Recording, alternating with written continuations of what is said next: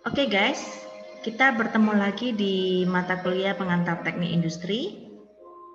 Hari ini kita akan membahas terkait dengan materi yang kita beri judul kinerja sistem.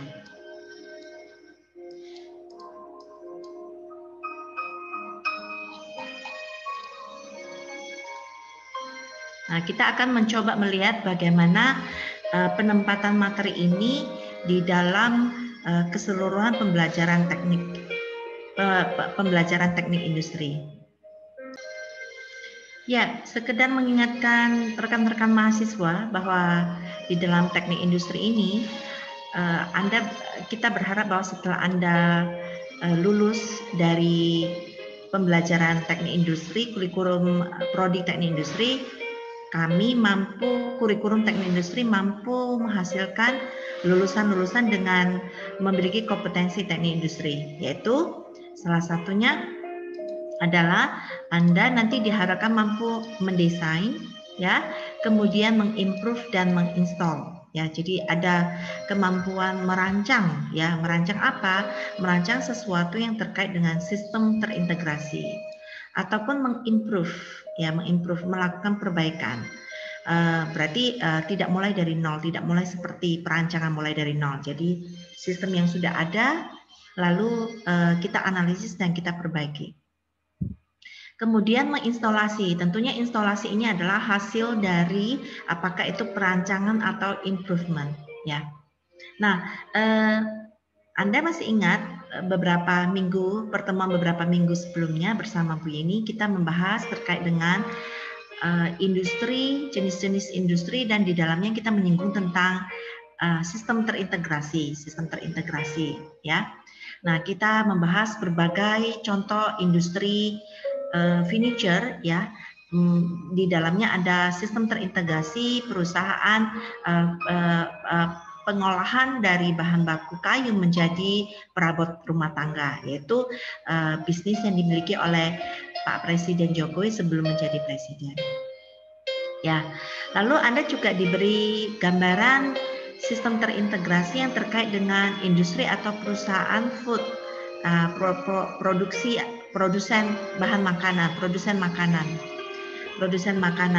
Ya, di sana Anda melihat ada food factory terkait dengan packaging kentang mentah, ya, jadi kentang yang siap didistribusi, ataupun industri atau perusahaan terkait dengan pizza dalam kemasan.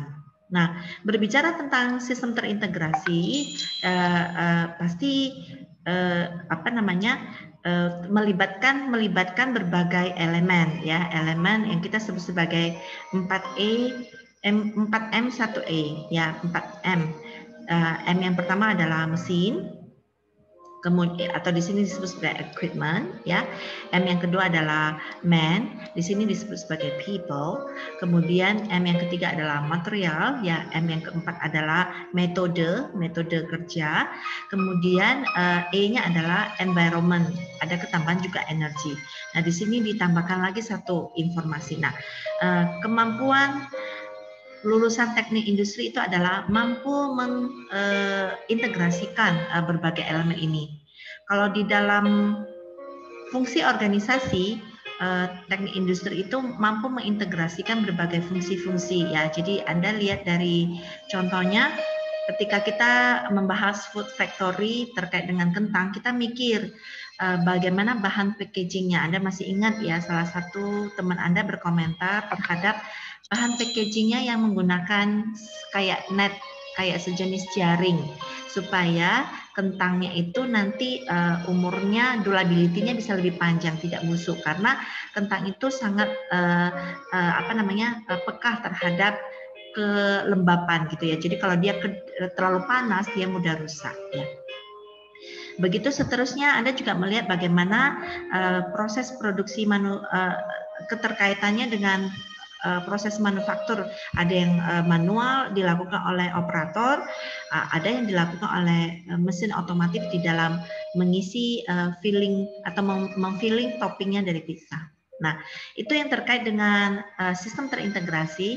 Hari ini kita akan mempelajari bagaimana sistem terintegrasi ini lanjutannya adalah kinerja sistem.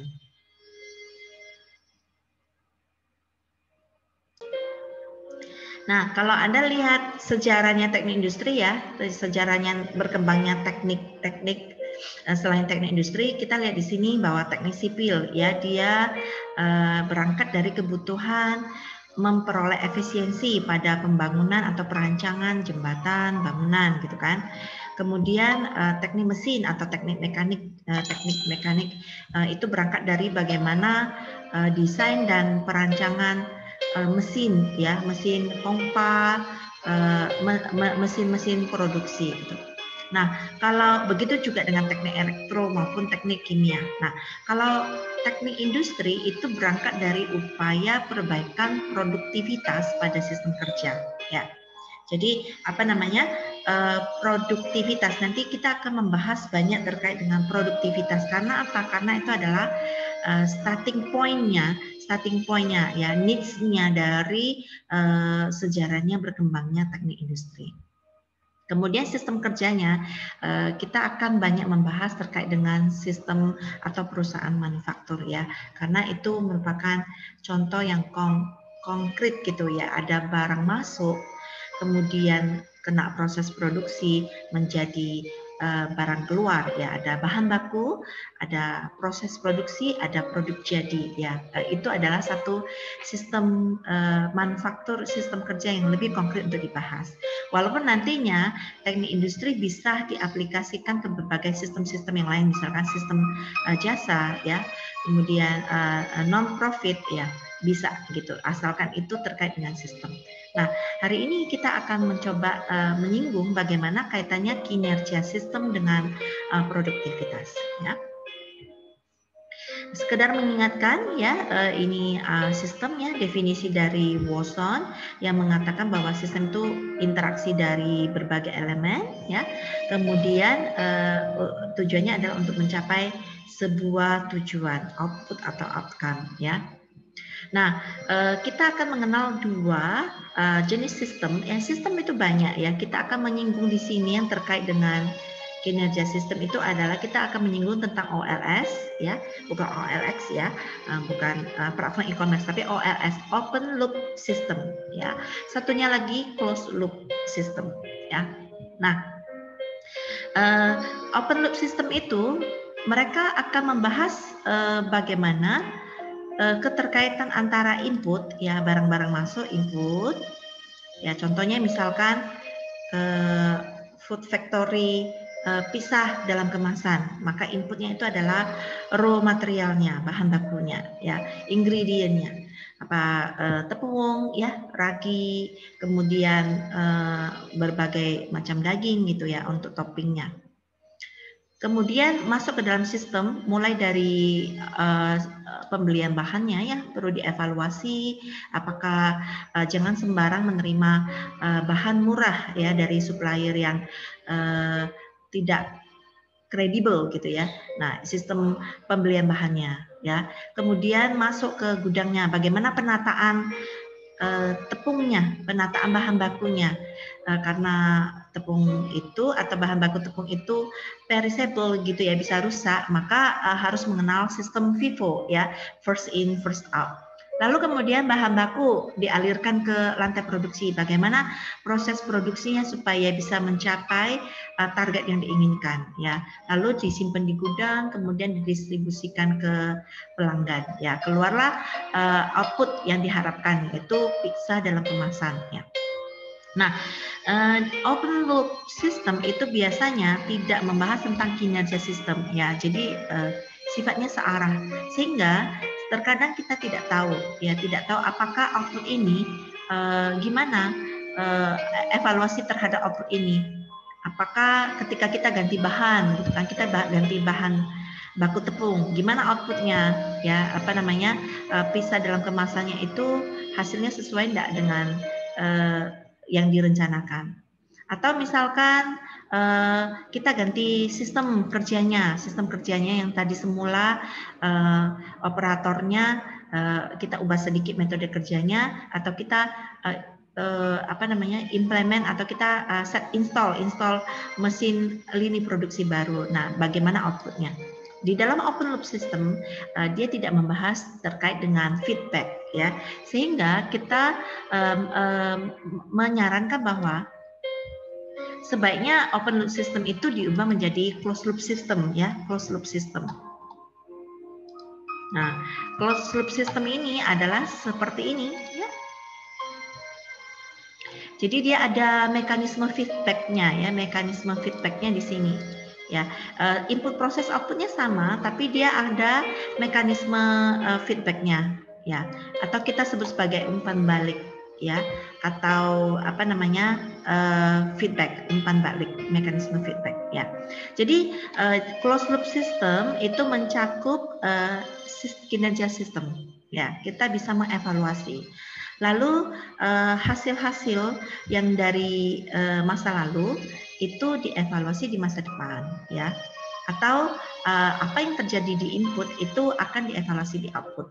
Atau dengan kata lain, kita mencoba mengcompare apa yang terjadi di output dengan apa yang dimasukkan sebagai input. Nah, tanda panah inilah yang kita sebut sebagai kinerja sistem, ya. Dengan demikian kita bisa mengevaluasi sistem.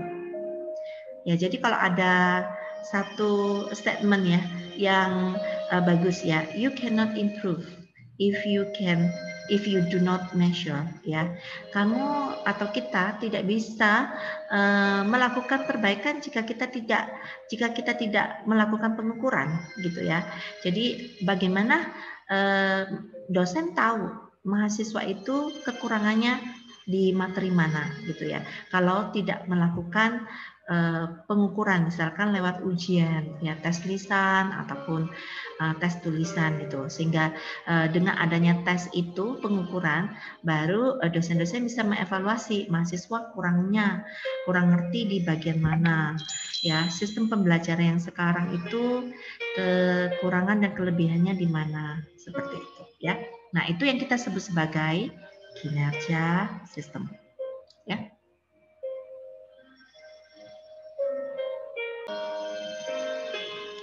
Nah, ketika kita membahas tentang kinerja sistem, ya, closed loop system juga sering dikenal dengan istilah IPOV, ya, IPOV. Jadi input, proses, output, IPOV, ya, ini. Input, proses, output, ya. Nah, ketika kita berbicara tentang bagaimana mengcompare output dengan bagaimana dengan input yang masuk, itu kita sekarang sudah masuk ke dalam konsep teori yang disebut sebagai produktivitas. Ya, kita akan banyak membahas tentang produktivitas, ya, produktivitas.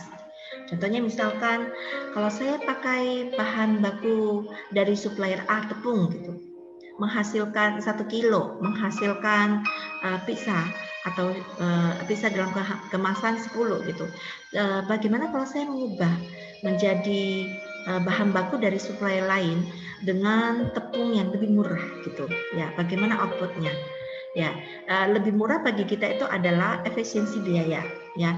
Tapi kita mau lihat apakah itu ada pengaruh kepada outputnya, apakah tetap menghasilkan 10 pizza, ya.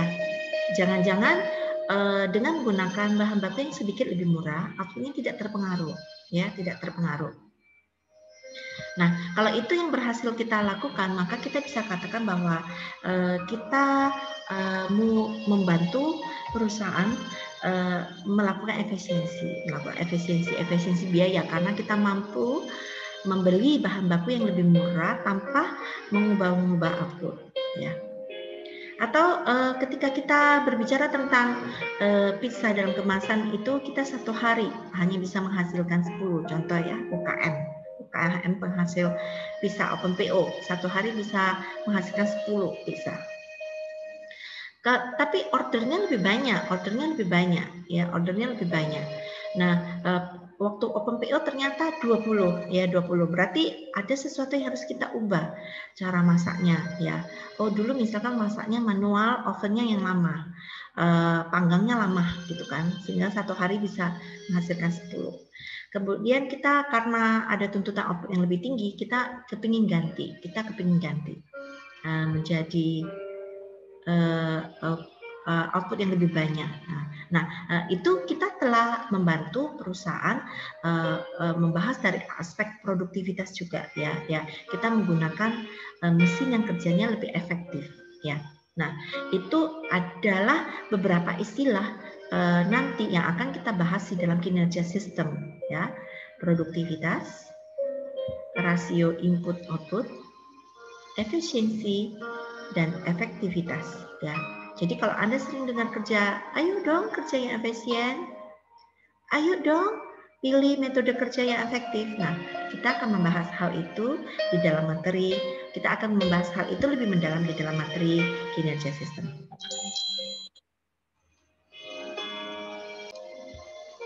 Oke, baik.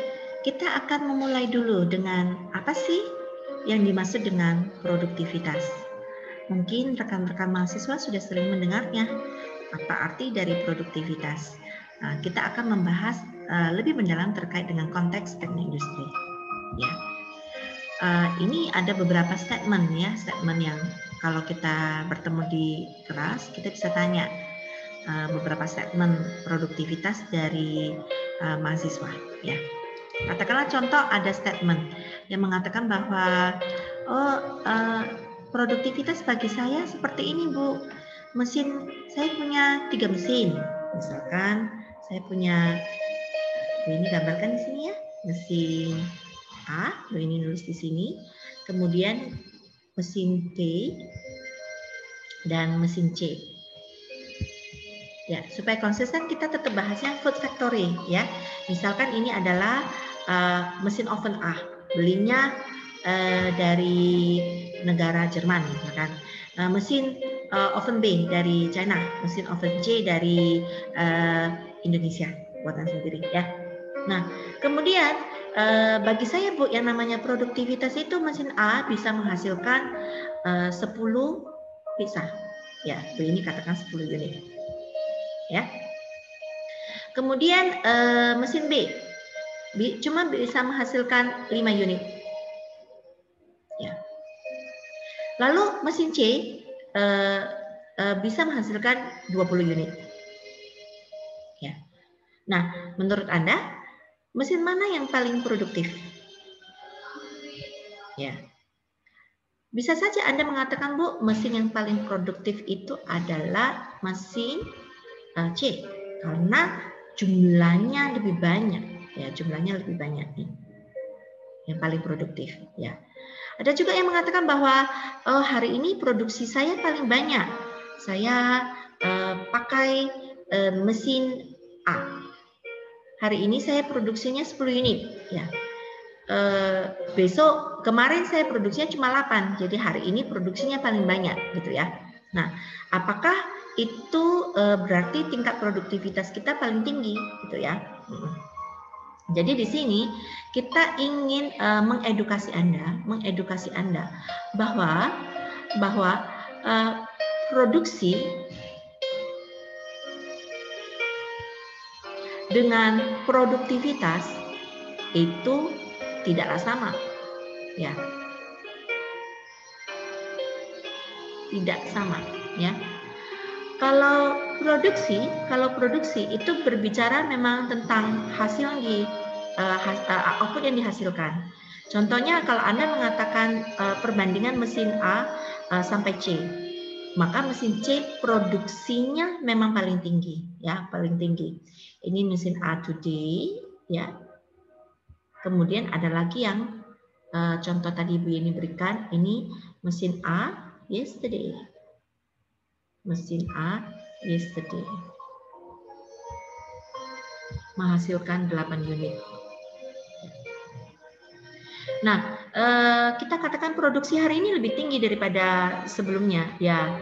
Nah, semua konteks-konteks yang kita lagi bicarakan sendiri tadi itu berbicara tentang jumlah produksi, ya. Quantity yang dihasilkan itu produksi.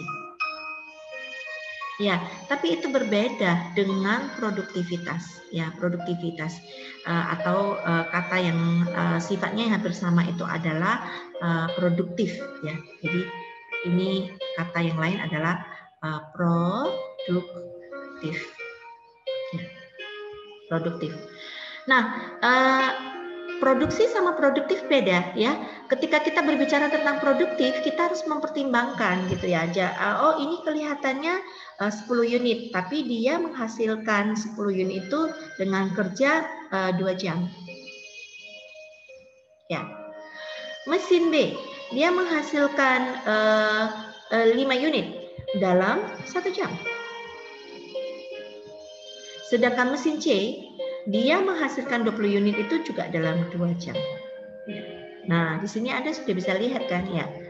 Anda sudah bisa lihat ketika kita berbicara tentang produktivitas, jangan langsung di awal kita katakan bahwa mesin A itu lebih produktif daripada mesin B. Ketika kita melihat jam kerjanya ternyata iya sama aja ya, di mana produktivitas itu seringkali didefinisikan sebagai rasio output per input ya. Di sini outputnya itu adalah jumlah pizza yang dihasilkan adalah 10 satuannya unit. Kemudian input itu adalah jam kerja 2 jam. Maka kita akan mendapatkan rasio produktivitas keluar 5 ya, unit per jam. Ya. Oh, ternyata mesin A itu tingkat produktivitasnya 5 unit per jam ya. Skala B ya dengan menggunakan rumus yang sama ternyata dia juga 5 unit per jam. Ya.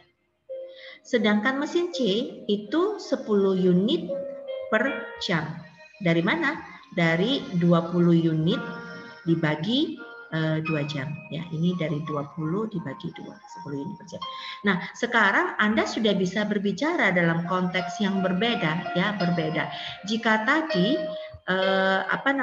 kalau kita berbicara tentang produksi, kita berbicara tentang produksi yang tinggi, ya mesin A produksinya tinggi, ya kan? Mesin C produksinya tinggi, maksudnya mesin C dibandingkan mesin A produksinya paling tinggi, ya. Mesin A dibandingkan kemarin hari ini produksinya lebih banyak. Itu kalau kita berbicara tentang produksi dari segi kuantitatif. However, if we talk about the productivity rate ternyata mesin C yang paling tinggi ya productivity rate-nya. Mesin A dan B itu kelihatannya sama. Jadi jangan underestimate B. Jumlahnya paling sedikit ya, tapi kan dia kerja cuma 1 jam gitu kan. A kerja 2 jam menghasilkan 10. Ternyata rate-nya atau kecepatannya itu sama ya. Sedangkan mesin C itu beda. Mesin C itu dengan kerja 1 jam dia bisa menghasilkan 10 unit. Nah, yang bawah ini adalah konteks produktivitas. Sehingga ketika kita berbicara tentang produktivitas, we always consider the ratio between output and input.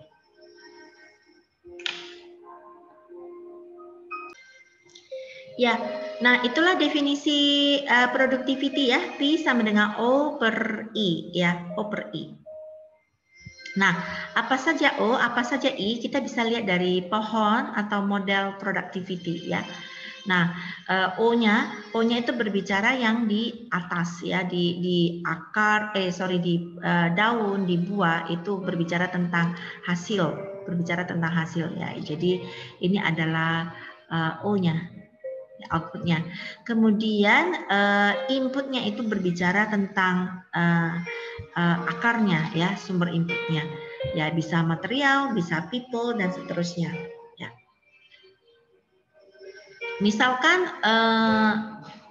Anda kepingin mengukur produktivitas perusahaan Anda di 2 cabang yang berbeda ya, di 2 cabang yang berbeda.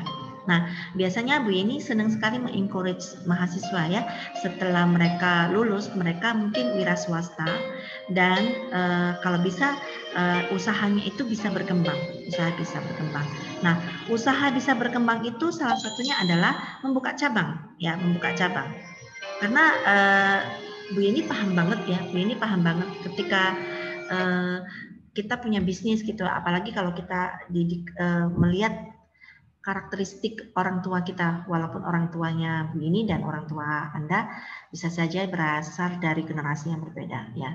Contohnya misalkan orang tuanya Bu Yeni buka toko dari muda, toko jual beras, gula dan seterusnya gitu ya.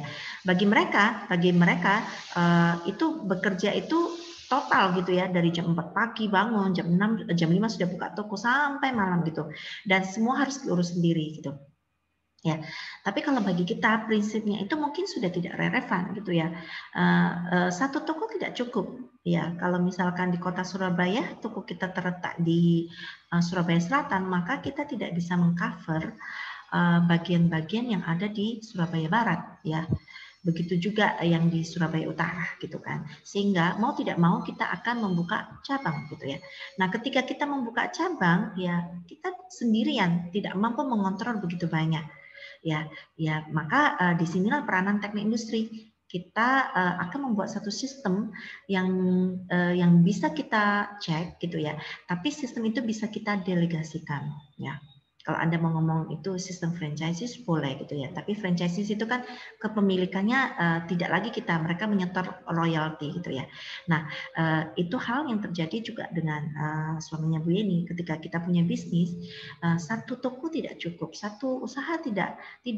Kalau kita mau jangkau pangsa pasar yang lebih besar, kita bisa membuka cabang. Nah, ketika kita bisa membuka cabang 1, 2, 3, 10, 20, kita diri sendirian tidak bisa, sehingga kita harus percaya tentang delegasi ya, delegasi. Nah, ketika kita mulai mendelegasi, maka kita harus meng-create sebuah sistem di mana sistem itu bisa mengecek gitu. Nah, misal Anda adalah pemilik sebuah usaha gitu ya, usaha apa misalkan usaha makanan gitu, pentol gitu kan, pentol atau kentang goreng gitu kan, buka cabang di satu mall gitu kan, terus kemudian mall yang di Surabaya Selatan misalkan Mall Galaxy, kemudian ekspansi buka lagi di Surabaya Barat gitu kan ya, mau pentol mau apa namanya itu apa milk tea, boba tea gitu boleh itu semua gitu. Nah, sekarang misalkan kita punya 2 cabang nih, kita mau mengukur produktivitas dari kedua cabang ya, mana yang kerjanya lebih bagus gitu. Nah, Anda bisa memikirkan cara mengukur produktivitas dari model konseptual produktivitas tersebut gitu ya, model kontekstual. Jadi intinya itu tetap ini nulis dulu ya. Intinya itu adalah P sama dengan O per I. Anda mengukur apanya? O, Anda bisa pilih. Saya pilih yang mana ya? Oh, better benefit to customer atau sales ya. Atau satunya lagi berbicara tentang volume ya, volume. Di sini kan berbicara tentang increase volume ya. Terserah Anda mengukur O-nya seperti apa. Oke, misalkan saya mengukur O-nya itu dari rating customer boleh ya. Jadi kita rating customer atau kita ngomong hasil review ya. Bintangnya dia berapa ya di cabang A dan cabang B. Misalkan A ini adalah di mall bagian Surabaya Selatan, ini di mall bagian Surabaya Barat gitu kan. Walaupun bobatinya kita itu sistem produksinya sama, tapi orang yang bekerja mungkin bisa berbeda. Ya pelayanannya, manajernya, tim manajemennya berbeda gitu. Kita kepingin mengukur atau segmen customernya, whatever. Kita mengukur rating reviewnya ya.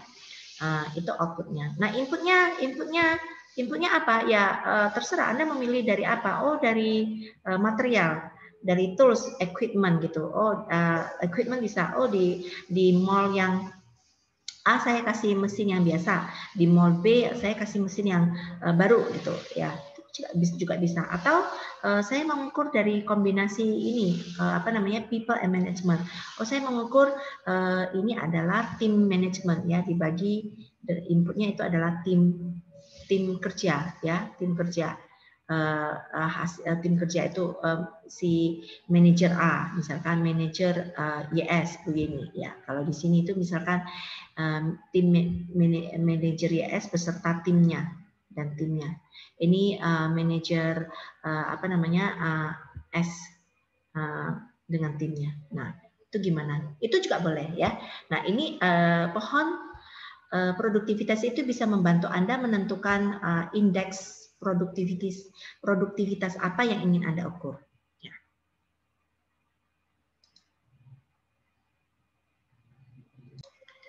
Oke, nah ini tadi kita sudah membahas ya, kita sudah mulai masuk ke dalam lebih detail konsep terkait dengan productivity, bahwa productivity itu jangan disamakan dengan production ya. Nah, kita nanti juga akan membahas bahwa productivity itu akan erat banget kaitannya dengan istilah yang kita sebut sebagai efisiensi dan efektivitas ya. Jadi we concern about the efficiency and efektivitas ya. Anda nanti akan melihat beberapa slide sebelum Bu ini go to the detail ke contoh yang ini ya. Saya ke slide berikutnya dulu, Bu ini ke slide berikutnya dulu ya. Nah, kita lihat di sini bahwa ketika kita berbicara tentang produktivitas, kita mengenal istilah yang disebut sebagai efisiensi dan efektif ya. Nah, kalau efisiensi is talking about the doing things right ya, mengerjakan sesuatu dengan benar. Kalau efektivitas itu berbicara tentang doing the right things ya, mengerjakan sesuatu yang benar ya, memilih sesuatu yang tepat, memilih sesuatu yang benar gitu kan. Kalau efisien itu mengerjakan sesuatu dengan cara yang benar, ya. Ini nanti yang Bu Yeni akan bahas lebih detail lagi ya. Bu Yeni scroll down dulu untuk menjelaskannya. Nah, kemudian kita lihat juga bahwa ketika kita berbicara tentang efektivitas dan efisiensi, kalau produktivitas itu kita membahas terkait dengan output per input ya. Ini rumusnya produktivitas ya. Membahas terkait dengan output per input ya. Merah-merahnya dua-duanya dibahas ya. Tapi ketika kita berbicara tentang efektif, ya kita fokus kepada peningkatan output. Ya, ketika kita berbicara concern terhadap peningkatan output, ya kita berbicara dalam konteks efektivitas. Ya, sehingga itulah yang dikatakan doing the right thing. I will tell you later. Sedangkan efisiensi itu nanti dia akan concern ke dalam yang merah-merah input ini, berbicara bagaimana minimasi input ya, sehingga nanti keluarnya adalah doing things with the right way. Ya, izin Bu Yeni untuk mengaktifkan Excel ya. Kita akan kembali ke contoh soal tadi ya, contoh soal di atas, yaitu terkait dengan dua bank ya, ada dua bank. Nah, coba Anda baca dulu di contoh soalnya ini ya. Silakan untuk menghitung produktivitas dari bank A dan bank B ya, bank A dan bank B. Nanti kita akan mengenal beberapa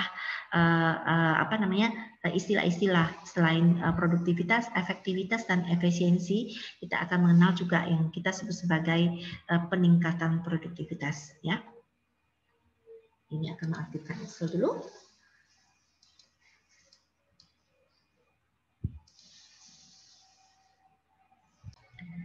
Baik, nah Bu ini akan mencoba membuat skripnya menjadi ada PowerPoint dan ada Excel-nya ya. Bu ini berharap Anda sudah menghitung indeks produktivitas untuk bank A dan bank B ya.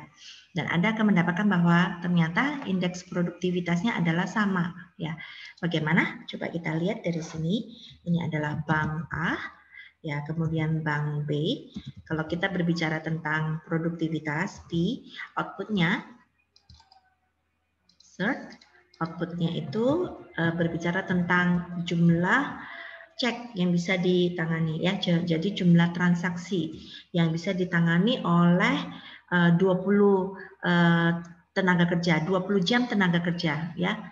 Kok 20 jam tenaga kerja sih Bu? Maksudnya seperti apa? Yaitu maksudnya mungkin dia punya 5 orang tenaga kerja yang bekerja 4 jam setengah hari gitu ya. Itu kita sebut sebagai 20 jam. Jadi ada 5 tenaga kerja, kerjanya cuma 4 jam per hari ya, per hari. Seperti waktu Bu Yeni kuliah di S2-nya waktu di UK, ini waktu Christmas gitu cari kerja part time gitu kan. Untuk student hanya boleh maksimal 4 jam jaga toko ya. Jadi jaga kayak dep store ya, kayak semacam Sogo dep store gitu ya. 4 jam, dibatasi satu hari hanya 4 jam. Nah ini katakanlah dia ditangani oleh tenaga kerja magang ya, yang hanya boleh kerja setengah part timer yang hanya bekerja setengah hari dan ada 5 orang gitu ya. Sehingga kita sebut sebagai inputnya 20 hours, 20 jam ya. Kemudian outputnya dia mampu menghasilkan ini di sini. Outputnya dia menghasilkan 1000 cek ya. Ini adalah jumlah transaksi. Cek itu kayak slip setoran gitu kan. Lembar kerja lah seperti itu ya, cek. Kalau di sini tuh hours ya, jam. Nah, kita bisa menghitung produktivitasnya di sini adalah produktivitasnya Bu ini. Produktivitasnya itu productivity-nya itu sama dengan output per input. Kalau Bu ini klik di sini, ya. Tinggal Bu ini bagi kan ya, output per input 50 ya. Jadi speednya, rate-nya adalah 50 cek per jam gitu. Dengan cara yang sama kita akan mencoba menghitung untuk yang B ya, coba untuk menghitung untuk yang B ya. B kita memiliki output 1200 dengan jumlah jam kerja 24 jam. Nah, 24 jam itu bukan berarti satu orang kerja 24 jam ya, tapi misal 8 orang ini ya, aku ini misalkan tulis di sini 5 orang A kerja A 4 jam ya. Kalau yang ini 8 orang 3 orang kerja reguler ya, kerja reguler A 8 jam gitu kan. Kalau yang Bank A itu part timer ya, seperti itu. Nah, kalau kita berbicara tentang production, seringkali orang ngomong, oh Bank B itu lebih tinggi kerjanya dibandingkan Bank A. Seberapa tinggi? Ya, itu kita ngitung persentase perbedaan ya. Seberapa tinggi Bank B lebih banyak daripada Bank A? Itu kita ngitung yang kita sebut sebagai tingkat perbedaan produksi ya, perbedaan tingkat produksi. Tingkat produksi. Nanti rumus ini banyak dipakai ya, banyak dipakai.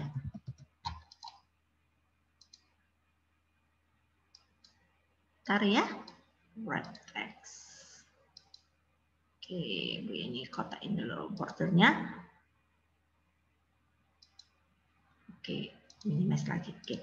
Nah, tingkat produksi itu berarti selisihnya Bu ini ambil kita menghitung selisih Bank B daripada Bank A. Berarti Bank B dikurangi Bank A dibagi dengan kondisi awal ya. Persentase kita ubah menjadi percentage ya. Ya, jadi kita mau lihat selisihnya Bank B dibandingkan Bank A. Ya, selisihnya 200 dibagi kondisi Bank A. Kita bisa mengatakan bahwa Bank B tingkat produksinya lebih tinggi daripada Bank A sebanyak 20%. Tapi ketika kita berbicara tentang produktivitas, sebenarnya laju produktivitas mereka sama, ya.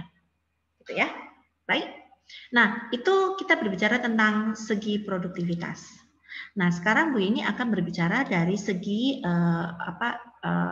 efektivitas dan efisiensi. Efektivitas dan efisiensi. I will go to the next slide first, ya. This one, ya. When we talk about the perbaikan di efektivitas, jadi perbaikan produktivitas itu bisa dilakukan dengan dua cara, ya.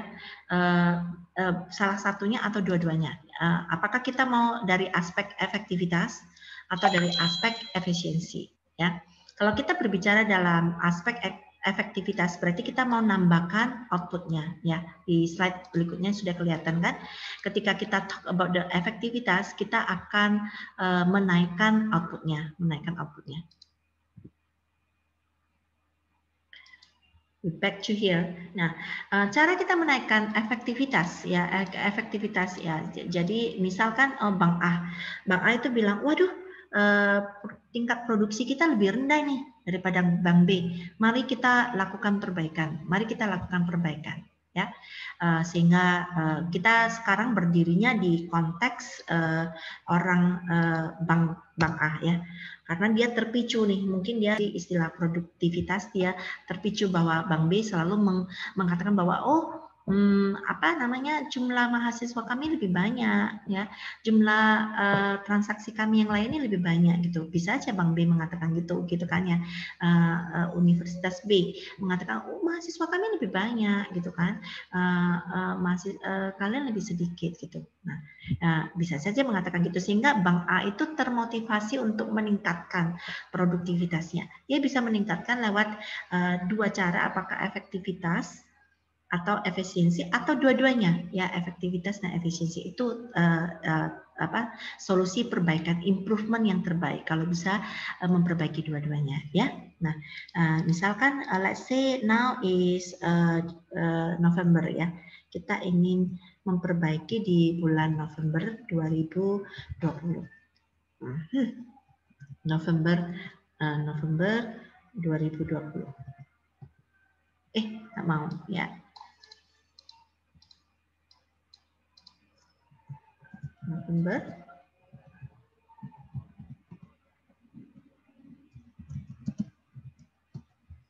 Oke, kalau yang ini apa namanya itu sebelumnya Oktober 2020. Ya, ini November 2020.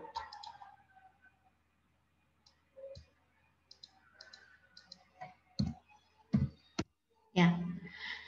Kalau kita berbicara tentang peningkatan produktivitas berarti kita concern terhadap yang kita sebut sebagai menaikkan output ya. Jadi output ini mau naik, kita mau ngejar nih. Kita mau ngejar supaya kita bisa output produksinya seperti Bank B ya. Kita mau meningkatkan 1.200 ya. Tapi kita tidak mau utak-atik hours-nya ya. Enggak lah, saya tetap pakai magang ya. Saya tetap pakai sistem magang saja yang 5 orang kerja 4 jam. Berarti seperti itu. Nah, kalau kita ngitung produktivitasnya, dia akan naik dari 50 ke 60 ya. Sehingga kalau di sini berarti Bu Yeni berbicara tentang ini nulis dulu ya. Berbicara tentang bagaimana menaikkan output ya. Dari 1.000 menjadi 1.200 ya. Karena peningkatannya di output itu berarti kita memperbaiki dari segi efektivitas.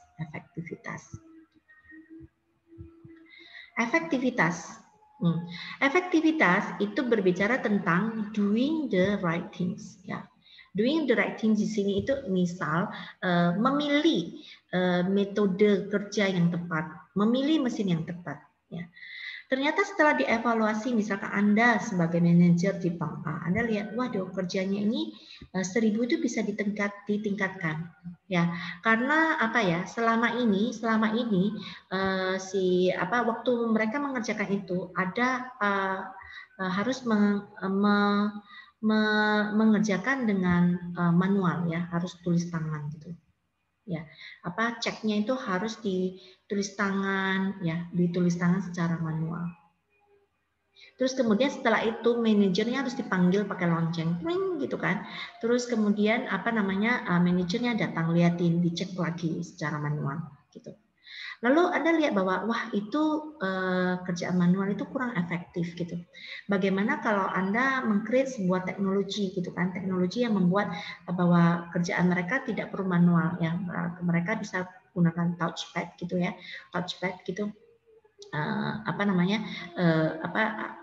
mengeceknya secara teknologi. Kemudian kalau si manajernya mau datang ngecek, itu ada tombol validasi ya, atau manajernya harus input password tertentu, klik gitu, terus langsung jalan gitu. Nah, dengan Anda menerapkan yang tadinya proses manual dengan menerapkan teknologi yang lebih tepat ya, gitu, ternyata Anda bisa meningkatkan produktivitasnya dari meningkatkan outputnya dari 1000 menjadi 1200 tanpa mengubah input yang akan menghasilkan indeks produktivitas 50 naik menjadi 60. Ya. Nah, itu kita katakan doing the right things, ya, doing the right things. Kemudian dari sini kita akan menghitung dulu persentase productivity growth, ya, productivity growth, peningkatan dari bulan lalu ke bulan ini, ya. Ya, tadi Bu ini sudah ada contoh untuk menghitung ini, ya. Sekarang coba kalian hitung berapa productivity growth-nya. Ini kasih waktu, ya. Anda boleh pause dulu. Ya, Bu Yeni berharap Anda sudah mencoba menghitung, ya. Nah, coba kita lihat jawabannya betul enggak dengan hasil perhitungan Anda, ya. Bagaimana menghitung sebuah kenaikan? Mau menghitung productivity growth boleh. Kalau Anda mau menghitung bantu orang tua, oh salesnya meningkat karena Anda mulai membantu. Setelah Anda belajar teknik industri beberapa semester, Anda mulai terpacu untuk memajukan bisnis orang tua Anda. Ya, lalu Anda melakukan berbagai ya kreativitas, inovasi gitu. Anda mau ngitung peningkatan sales-nya, sama nanti cara ngitungnya ya. Ya, kondisi yang ada sekarang dibagi kondisi sebelumnya. Bu ini ulangi, kondisi yang sekarang dikurangi kondisi sebelumnya, kenaikannya, perubahannya dibagi kondisi yang sebelumnya. Ya. Dengan Anda menghitung seperti ini, kita mendapatkan bahwa oh ini 10 per 50, oh 20%, oh kok sama dengan yang di atas 20%. Ya sama karena apa ya, outputnya naik sama. Nah, maka kita bisa mengatakan bahwa we reach the productivity growth ya for this month about 20%. Ya, kita mampu menaikkan indeks rasio sebanyak 20%. Oke, efektif ya. Nah, kalau misalkan kita tidak punya support ya, tidak punya support modal untuk membeli teknologi gitu ya, membeli teknologi. Tapi kita ubah sistem kerjanya kita ubah sistem kerjanya kita. Karyawannya yang 5 orang itu, Anda lihat bahwa oh kayaknya mereka magang ya, kurang pakar, kurang ahli gitu. Ada beberapa pekerjaan yang masih sering nanya gitu ya. Sehingga Anda memberi pelatihan. Ya, memberi pelatihan. Anda Zoom online seperti ini, kemudian Anda buat modul-modul pelatihan sendiri, kemudian Anda ajarin mereka supaya mereka lihat di rumah untuk dilihat, ataupun Anda mengumpulkan 5 orang tersebut ya, Anda tanya apa yang membuat mereka kerjanya 4 jam itu cuma menghasilkan 50 cek gitu kan. Anda motivasi mereka, ayo kerja lebih cepat gitu kan. Nanti apa namanya dengan Anda kerja lebih cepat Anda bisa pulang lebih awal gitu. Misalkan seperti gitu ya teori motivasi, ataupun Anda menerapkan reward dan punishment-nya. Kalau kamu kerjanya lebih cepat, tidak ada error, kemudian lebih cepat selesai, nanti kita kasih bonus ya, bonus makan bersama gitu kan. Nah, bisa. Nah, kalau itu yang dilakukan berarti kita memperbaikinya dari aspek yang berbeda lagi ya. Kita memperbaiki aspek yang berbeda lagi. Begini akan coba create all drawings ya, create all drawings untuk sisi efektivitas ya. I will move this first into tadi ini agak turun ya. Ini Novembernya ini geser ya. Copy lagi. So let's say bukan ini yang terjadi ya, bukan ini yang terjadi. Kita tetap oke deh, kita tidak ingin mengubah target ya, tetap karena transaksi yang kita terima dalam satu hari itu ya rata-rata 1000 cek atau 1000 cek gitu. Tapi kita kepingin karyawan kita itu bekerja lebih cepat ya. Tadi dengan segala macam kemampuan Anda sugesti orang gitu ya, ataupun Anda lihat wah ini orangnya kurang bagus kerjanya, Anda training dia berkali-kali, terus kemudian motivasi, akhirnya memang betul mereka semuanya itu selesai kerjaannya mereka dalam 3 jam ya. Tiap orang kerjanya 3 jam sudah boleh pulang gitu ya. Sehingga di sini maka jam kerjanya berubah, yang tadinya semula 5 orang per 3-4 jam, ini Anda berhasil memotivasi mereka sehingga mereka pulangnya bisa lebih awal gitu ya. Sehingga dari 5 orang yang part timer tersebut, mereka kerja rata-rata 3 jam. Sehingga totalnya 15. Ini ketik di sini 15 ya. 15. Sudah. Produktivitas naik juga ke 67 ya, rasio produktivitas naik. Nah, kalau itu yang kita lakukan, maka kita bilang kita melakukan perbaikannya dari segi efisiensi ya, dari segi efisiensi. Kita concern terhadap input yang terjadi yang tadinya butuh 20 jam tenaga kerja, sekarang untuk menghasilkan output yang sama, you see this, outputnya fix, tapi inputnya turun ya, inputnya turun. Dan itu menghasilkan rasio meningkat dari 50 ke 67 ya. Nah, dengan demikian Bu Yeni bisa katakan bahwa efficiency is doing things in the right way ya, doing things in the right way. Si salah satu karyawan itu Anda lihat ternyata dia kerja itu bolak-balik ngecek gitu kan. Apa yang mengakibatkan dia bolak-balik ngecek? Karena dia nggak yakin akan hasilnya, ataupun penerangan di sana itu gelap gitu ya, sehingga membuat dia harus ngecek berkali-kali ya, atau dia harus ngitung secara manual gitu, atau ngitung secara manual gitu kan ya, ngitung secara manual, ngecek ulang. Nah, Anda lihat bahwa cara dia ngeceknya, Anda mengatakan kepada dia, memberikan training bahwa oh bagian A aja yang perlu dicek, bagian B tidak perlu dicek gitu ya. Jadi Anda memberikan cara atau metode kerja yang lebih benar gitu, lebih benar, yang tidak perlu dicek nggak usah dicek gitu, sehingga mereka kerjanya akhirnya lebih cepat dengan katakanlah error yang sama gitu ya. Jadi tidak ada error gitu ya, sama. Nah, sekarang produktivitasnya naik dari 50 menjadi 67 ya. Bu ini coba minta Anda berlatih untuk menghitung persentase productivity growth-nya. Bisakah? Ya, Anda bisa pause dulu ya sebelum Anda mengecek jawaban terakhir. Harus dicoba untuk menghitung productivity growth. Oke, ya kalau misalkan Bu ini di sini buat langsung rumusnya ya, ini kan apa, productivity growth dibagi ini, terus dibagi ini ya, diubah ke percentage ya, diubah ke percentage. Ya, kalau Bu ini mau lihat 2 desima, diubah ke ini 33% ya.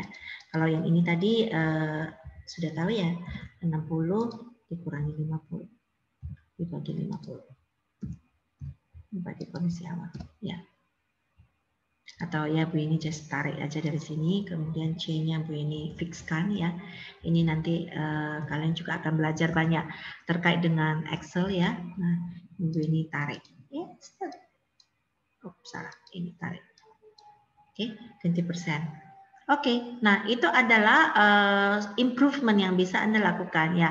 Whether you want to improve dari segi plan 1, kita sebut sebagai penaikan produktivitas, atau Anda memperbaikinya dari plan 2 yang kita sebut sebagai efisiensi. Plan 1 efektivitas, plan 2 efisiensi, or the third one is plan 3 ya kan, plan 3.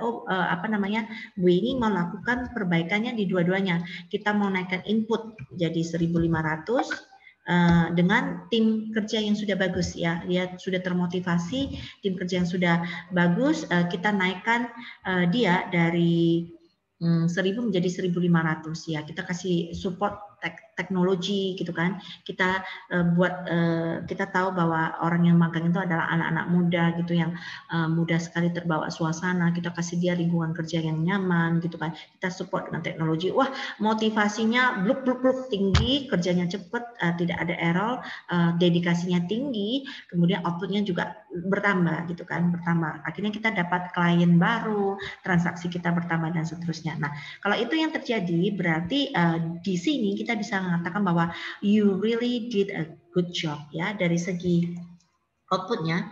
Dari segi outputnya 100 naik menjadi 1000 naik menjadi 1500, sedangkan inputnya dari 20 jam bisa turun menjadi 15 jam ya, sehingga produktivitasnya itu naik dari 50 indeksnya menjadi 100 ya. Ini 50 cek per jam bisa naik menjadi 100 cek per jam, luar biasa, sehingga productivity growth-nya naik 100% ya full naik 100% ya.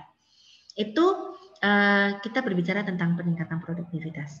Oke ya guys, sehingga kembali lagi Bu ini singgung efektivitas dan efisiensi, which one do you choose ya, up to you ya. You want to do the right things or you choose the improvement, do things in the right way ya.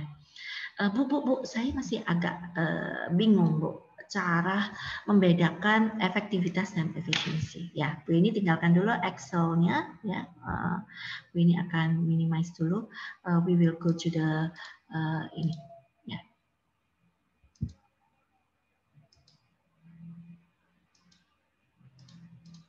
Ya, efektivitas dan efisiensi ya.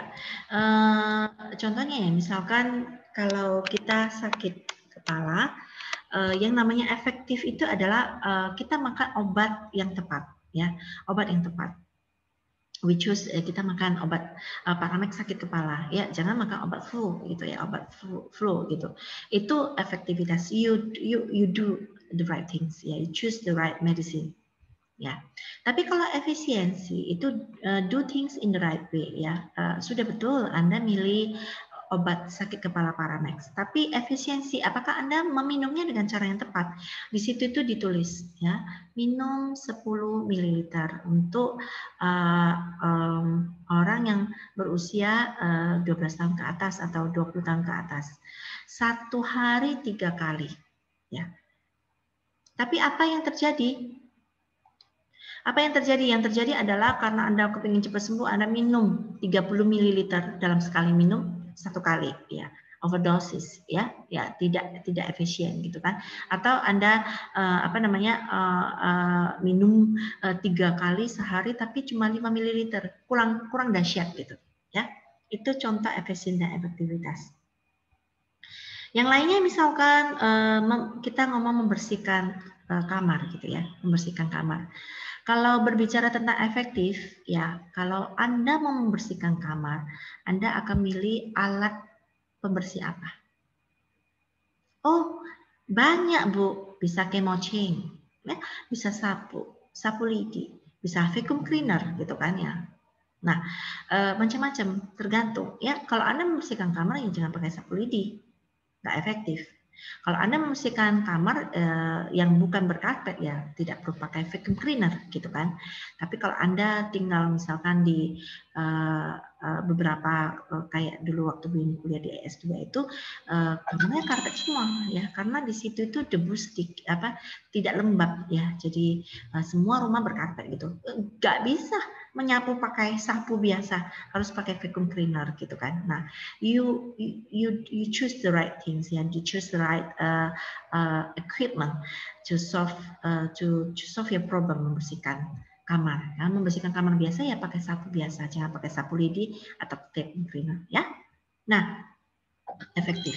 Kalau efisien, Anda mengerjakan dengan betul, ya, dengan cara yang benar. Sapu, ya, sapu misalkan begini, sapu itu dari ujung kamar, ya, sama ngepelnya, sapu dulu, baru dipel, gitu kan. Sapu dari satu baris keramik gitu ke baris kedua, ketiga, begitu seterusnya. Setelah sapu selesai baru ngepel. Ya, itu namanya efisien, kerjanya benar gitu. Ada juga orang yang enggak sapu baris pertama ngepel, baru sapu kedua ngepel, kotor dong gitu kan. Akhirnya dia harus berulang-ulang kerja, sapu lagi, ngepel lagi, sapu lagi, ngepel lagi. Berulang-ulang ya tetap tidak bersih. Itu tidak efisien. Apalagi kalau dia sapu sebentar, ngecek Instagram, sapu sebentar, lihat Gojek, sapu sebentar, lihat TikTok gitu kan ya, baru ngepel gitu. Tambah lama kerjanya gitu ya, itu tidak efisien ya.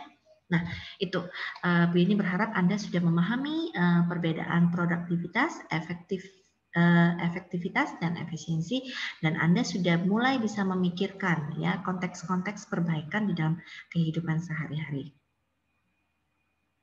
Nah, ini adalah intersection antara efektivitas sama efisiensi yang pasti kita berharap industri ataupun sistem kerja kita itu menghasilkan kondisi yang luar biasa di kotaknya yang ini kan ya.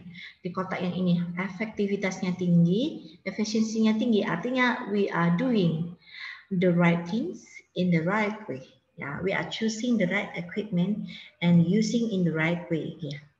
Yang paling dihindari ini adalah yang ini ya, ya efisiensinya low, sudah salah gitu kan, ngerjain barang salah-salah, ngerjain pekerjaan yang salah dengan cara yang salah ya, seperti itu. Gambar berikutnya sama lah ya, sama, hampir table yang hampir sama gitu kan. Kita lihat di sini ya, ini adalah harapannya ya, harapannya. Artinya gini, bagaimana? Jadi kalau yang di sini itu Anda dikasih soal ya 2 jam dan pengerjaannya betul ya. Kalau yang di sini ini high produktivitas itu kerjanya itu cepat ya. Tugasnya itu dikerjakan dalam waktu yang cepat, 1 jam sudah selesai. Dan benar semua gitu ya. Wah, ini kalau dapat tim kerja yang seperti itu luar biasa, harus dipertahankan ya. Tapi kalau yang di sini tuh ya not efektif, tapi resources utilization-nya bagus. Artinya tugas yang harusnya dikerjakan dalam 2 jam itu selesai dalam 2 jam. Tapi ketika dikoreksi salah-salah ya. Kalau yang ini ya, kalau yang ini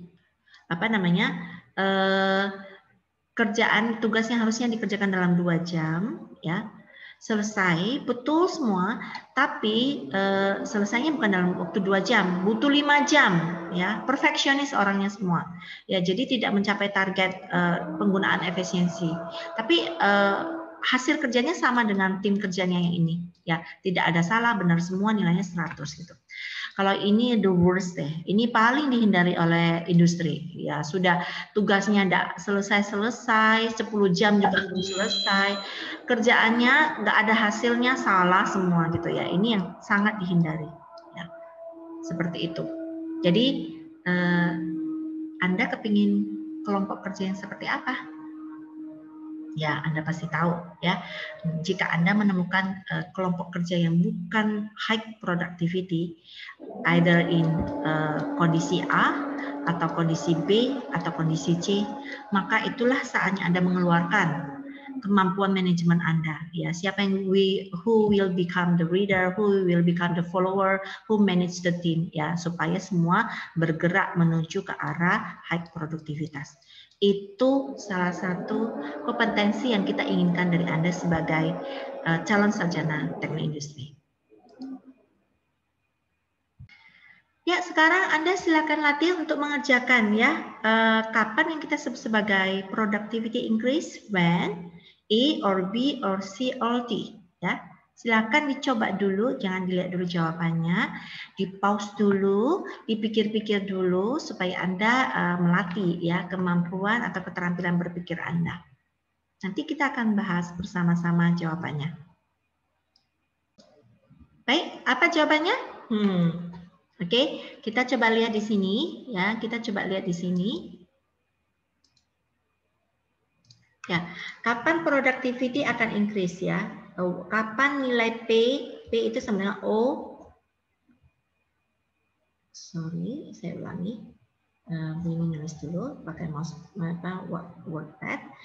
P sama dengan O per I ya. Kapan P akan meningkat? Ya, P akan meningkat jika waktu O meningkat, I remain the same ya. P juga akan meningkat jika O remain the same, I menurun ya. Atau O meningkat, I juga meningkat penggunaan, tapi O meningkatnya lebih banyak, ya. Atau O menurun karena pandemi kita turunkan output, tapi I-nya turun lebih banyak, ya. Seperti itu, tidak proporsional, ya. Penurunan untuk O lebih sedikit daripada penurunan I-nya. Kebalikannya peningkatan O lebih banyak daripada peningkatan I-nya. Atau yang terbaik itu adalah ini the best. O-nya meningkat, I-nya menurun ya. Sehingga kalau dari sini jawabannya yang betul yang mana? Jawabannya adalah input meningkat ini sudah pasti tidak mungkin ya, karena berbicara tentang tidak efisien. Output menurun, bukan targetnya kita ya kan? Ya, output menurun pada saat input tetap, wah rugi ya. Input dan output meningkat secara profesional, rasionya tidak berubah ya. Yang input turun ketika output remain the same. Berarti yang ini ya kondisi. Maka produktivitas akan terjadi untuk kondisi yang D. Ya betul. Nah, kalau kita coba melihat tabel ini ya, ini tadi Bu ini mencoba menjelaskan secara dari segi rumus matematisnya ya. Nah, yang pasti kita berharap bahwa produktivitas kita bisa meningkat di daerah yang sini ya, di daerah yang ini. Kok nggak muncul? Ya, yang di daerah bintang ini ya. Input tetap gak apa-apa asal output meningkat. Input meningkat, output juga meningkat, tapi outputnya meningkatnya harus lebih banyak. Ya, kalau paling bagus itu yang paling ideal itu adalah input menurun, output meningkat. Ya, atau kalau outputnya tetap, inputnya turun, kita katakan efisiensi. Atau yang ini ya, input dan outputnya menurun, tapi inputnya menurunnya lebih banyak. Ya.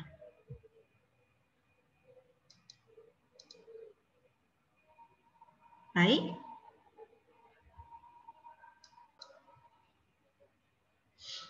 Ya, Anda akan melihat bahwa di teknik industri itu selalu ada yang kita sebut sebagai siklus perbaikan ya, improvement. Usually improvement start from the plan ya,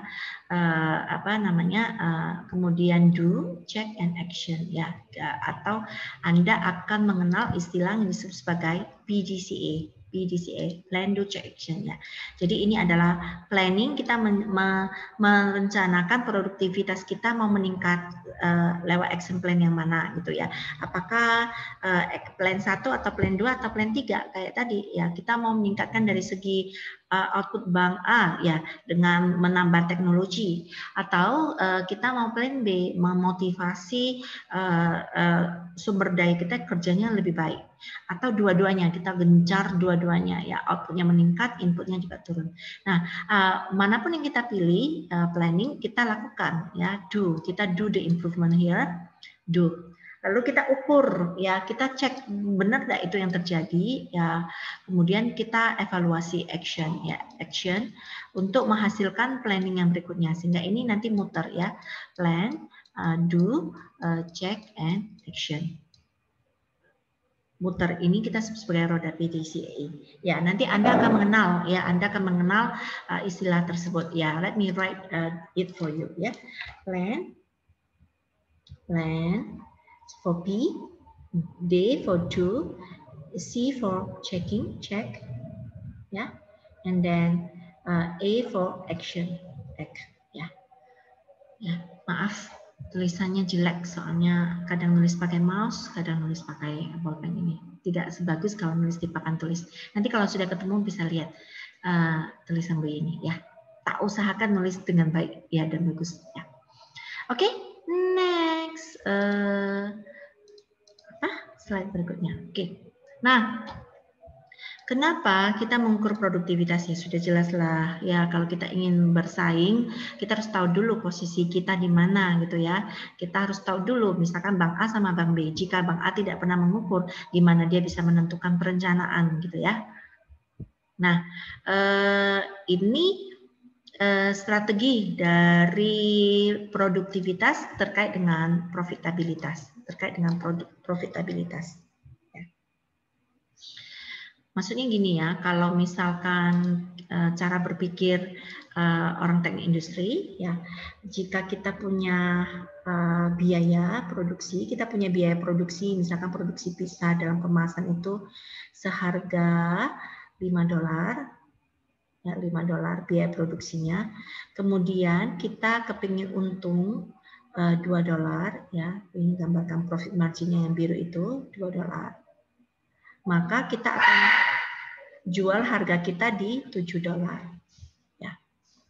Nah, tapi kalau misalkan kita berhasil melakukan improvement ya, entah output produksi kita yang lebih banyak atau inputnya yang kita kurangi, gaji jam kerjanya berkurang gitu kan, kita nggak usah bayar gaji 4 jam tapi 3 jam, kita ganti menjadi bonus ya, yang tidak senilai dengan gaji 1 jam gitu ya, bonus itu kita bisa berikan kepada mereka, maka kita melakukan efisiensi biaya ya, katakanlah efisiensi biayanya turun menjadi $4 ya, biaya produksi kita turun menjadi $4 ya, $4.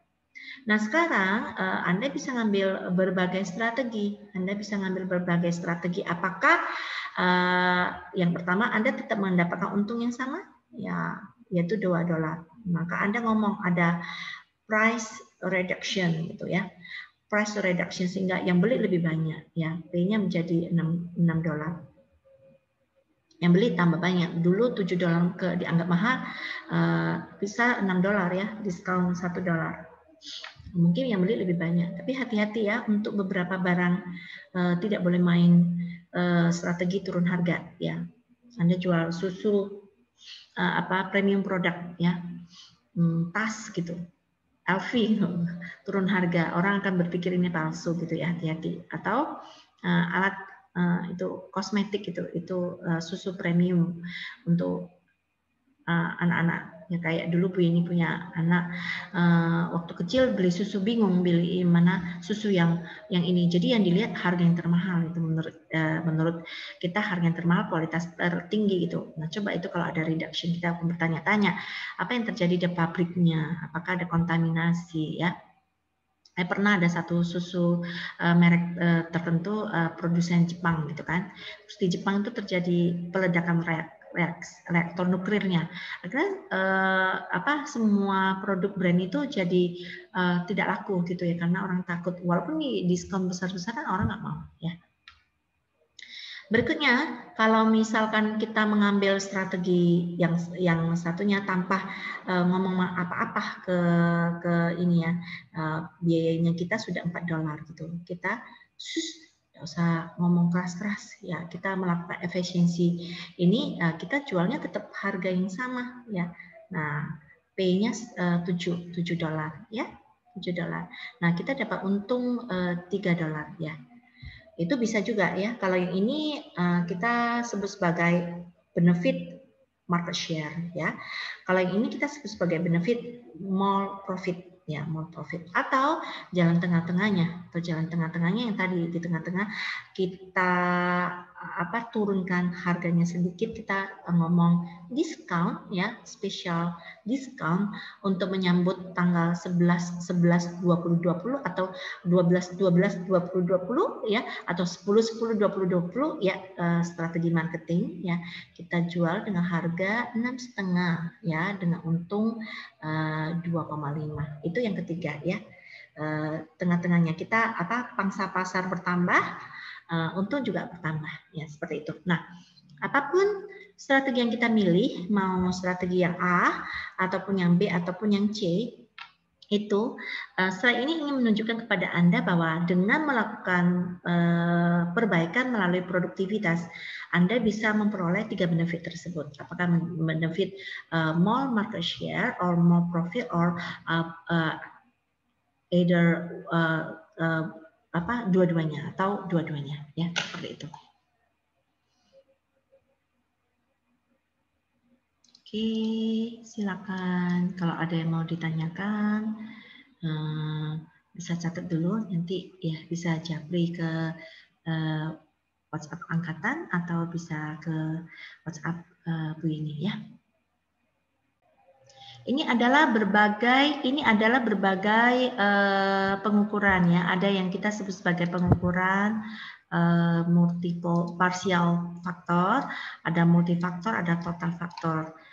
Productivity growth sudah kita sharing ya, sudah kita sharing. Kalau partial faktor itu inputnya single ya.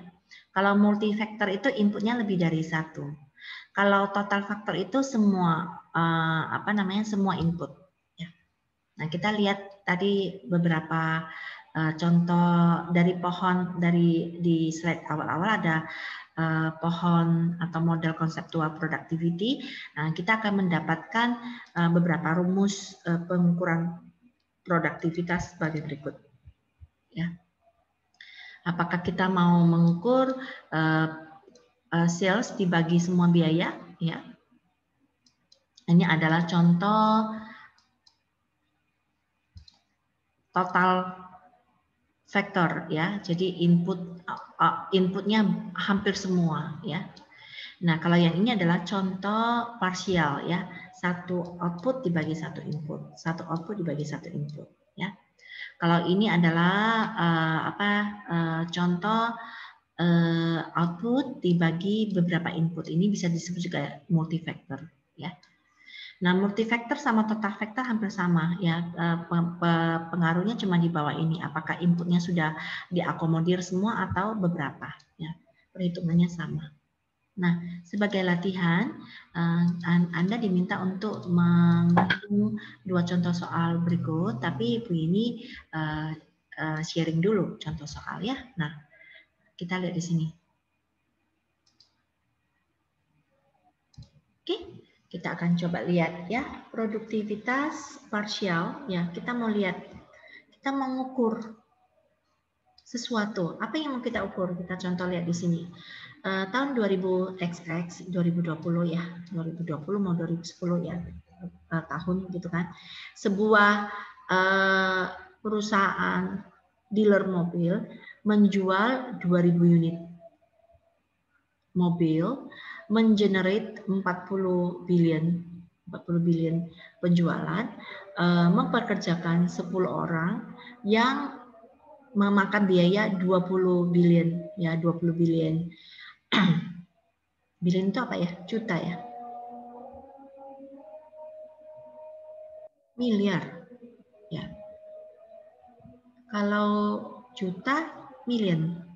Kalau miliar, billion ya, miliar ya. Oke. Nah, kemudian biaya-biaya lain adalah 5 billion ya. Kita pakai satuan billion dulu di sini. Nah, kalau kita parsial ya, parsial productivity. Ini berada di divisi penjualan. Kita mengukur kita kayak mau memikirkan komisi ya, komisi. Kita mau lihat tenaga penjual, sales person kita, mana yang kerjanya bagus atau mana kerjanya tidak bagus, sehingga kita keluarlah parsial ya. Parsial sales rate gitu ya. Kita namakan sales rate, raju sales productivity atau sales productivity. Misalkan Bu ini namakan boleh ya Bu ini namakan sales productivity ya. Ya, output per input, outputnya pasti di sini adalah jumlah mobil yang terjual, inputnya adalah tenaga kerja yang terpakai ya, jumlah sales personnya, salesman-nya. Sehingga di sini kita ukurnya parsial, satu perspektif saja, yang tujuannya adalah untuk melihat tenaga kerja kita itu kerjanya bagus atau tidak, ya. Nah di sini maka bisa dihitung kita jual 2000 unit dalam 1 tahun, ya tidak banyak ya. Tapi anggapan itu mobil mewah, ya Audi kayak atau Mercedes, ya.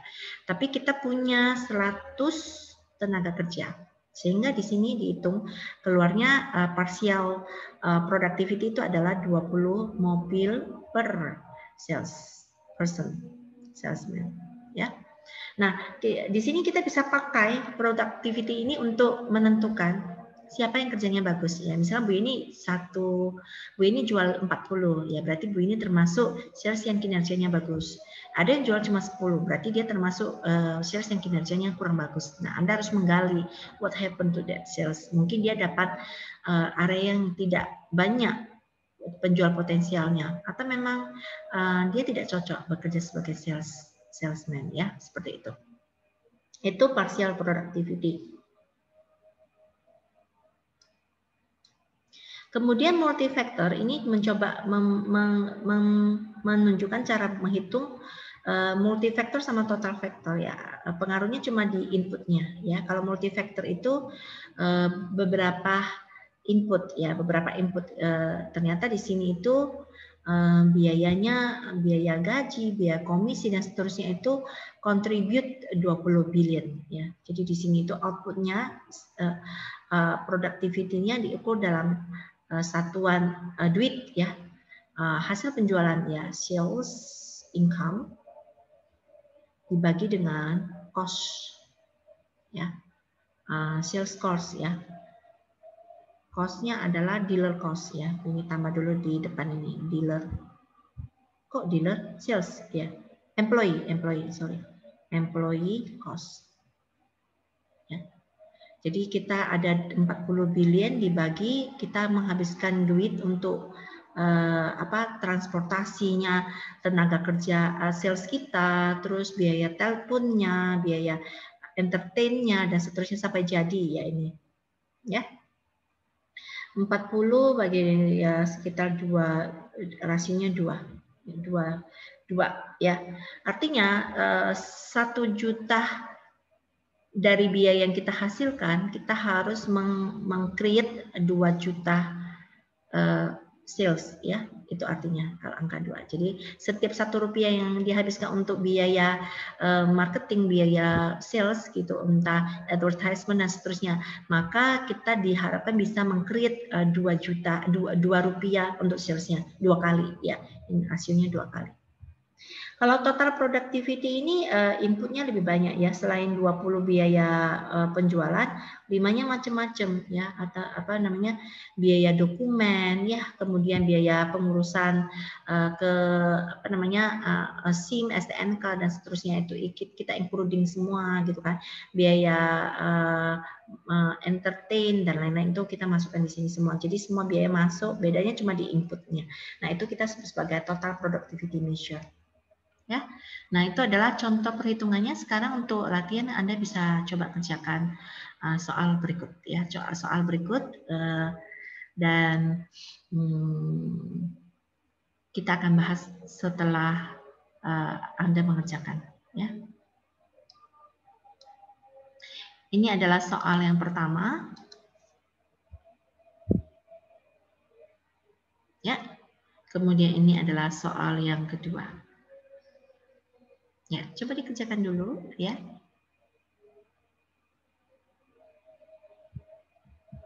Pause dulu videonya, nanti akan Anda bisa melihat jawabannya.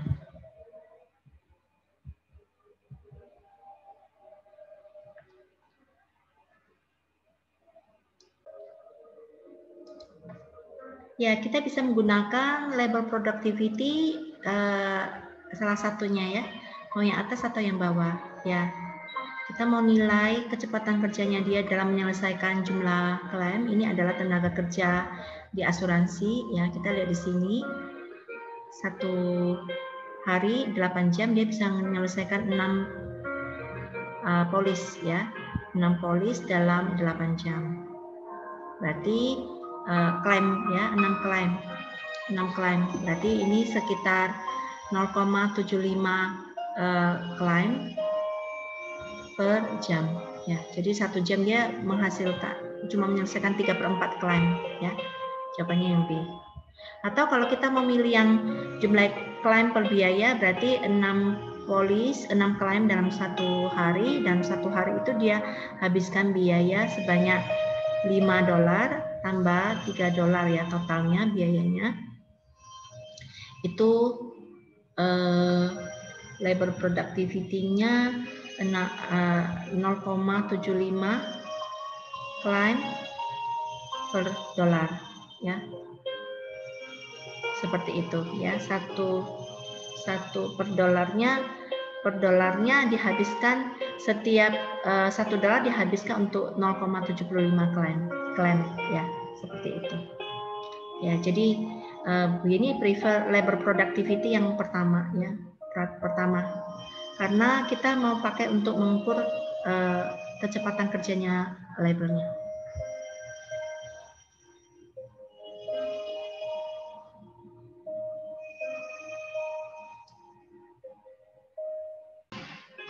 Ya, kita lanjutkan untuk soal yang ketiga.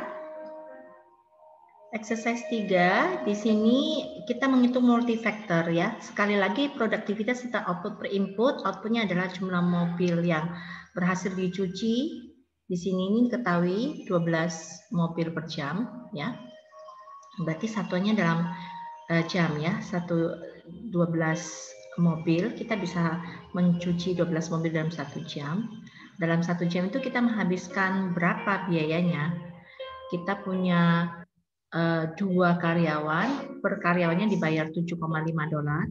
Berarti ini 2 kali $7,5 per orang, ditambah biaya macam-macam, ya, air dan sabun. Dalam setiap jamnya kita menghabiskan seperti itu. Sehingga ini 12 dibagi 18, ya. 2/3, 0,66 gitu ya. 0,66 mobil per dolar yang dihabiskan. Ya. Seperti itu. Dolar. Ya. Berarti jawabannya D, ya. Seperti itu. Baik, guys. Demikian untuk hari ini. Demikian untuk materi kinerja sistem, semoga bermanfaat, ya. Semoga bisa Anda dapat aplikasikan dalam kehidupan sehari-hari. Baik, kita bertemu di lain kesempatan. Semoga di lain kesempatan itu kita sudah bertemu secara luring, ya, tidak dalam kondisi daring, ya. We wish, ya. Oke, tetap jaga kesehatan, selamat belajar, semoga lancar untuk persiapan UAS-nya. Bye-bye.